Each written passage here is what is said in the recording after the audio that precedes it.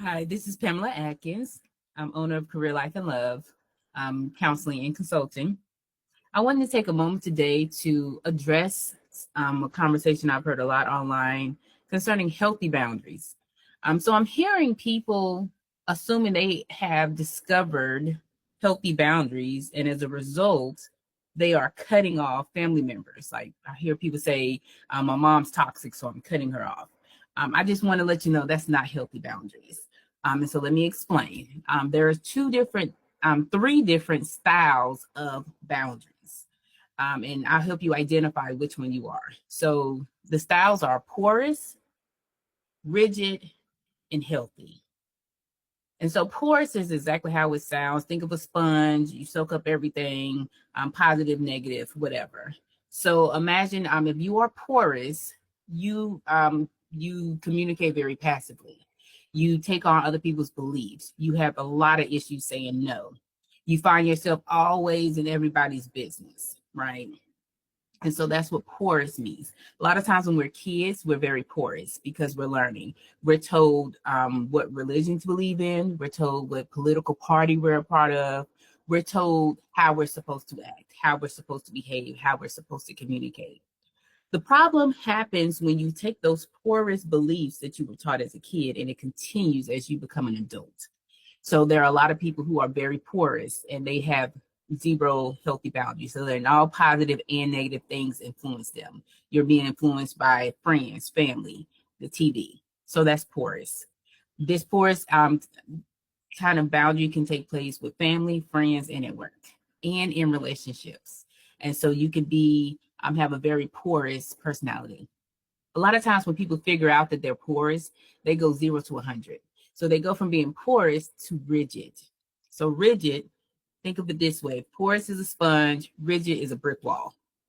Nothing can penetrate in, negative, positive, nothing can get into the brick wall. And so that's what happens where people realize their whole life they've been told what to do or who to be or who to love or what not to love. And so they, as a result, they decide, I'm cutting all these people off. I want to change who I am. That's very rigid. This can help temporarily. This is not a long-term fix.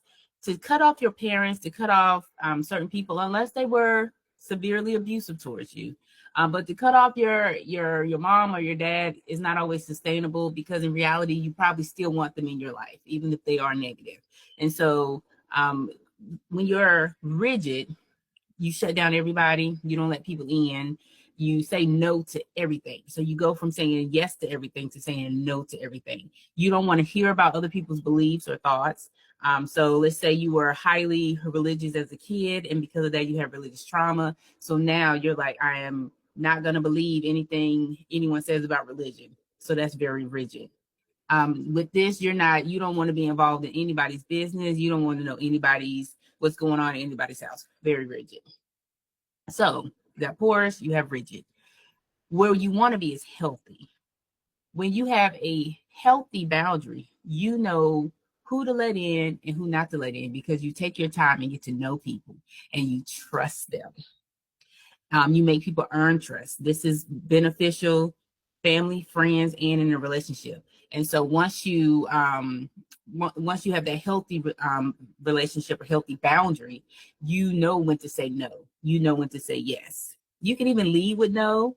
No is easier to backtrack on, right? So you know when to say no and when not to say no. You have your own beliefs, but you also hear other people's thoughts out. So let's say your political belief is Republican. You don't mind hearing what a Democrat has to say. Let's say you are a Christian. You don't mind hearing what a Muslim person or a Buddhist person, what they have to say. You're not shutting down. So as you see, having a healthy boundary is better than just shutting down or letting everyone in. So when you have a healthy boundary, that family member who triggers you, you identify what those triggers are. You know when to stop a conversation before it goes down the rabbit hole and they frustrate you. So then you don't have to cut them all the way off. So this means you don't have to call them every day. Like maybe in porous, every time they call, you answer the phone. In rigid, you never answer the phone when they call. In a healthy boundary, you say, can I talk to them today? Am I in the right headspace today? How long do I want to talk to them? Maybe 30 minutes is enough. Maybe you know 15 minutes is enough. Maybe you know every other day is enough or once a week. So it's not rigid and it's not porous. It's healthy. So I think it's really important for people to understand the difference, because you don't want to be out here just shutting down everybody who you care about and then finding yourself isolated and alone because that person is toxic. Because in reality, you can't control how they are. You can only control how you respond to them. I'll make another video later about areas of control, what you can and cannot control. I hope this was helpful. I hope you can take these tips, utilize them in your personal life with family and friends, in your relationship, and at work. Because sometimes we're too porous at work and we're there telling all our business, or you're listening to other people's business way too much. Find the healthy boundary. Is there anything you want me to go into more detail? I can do a video specifically all about work. Let me know in the comments. Until next time, bye-bye.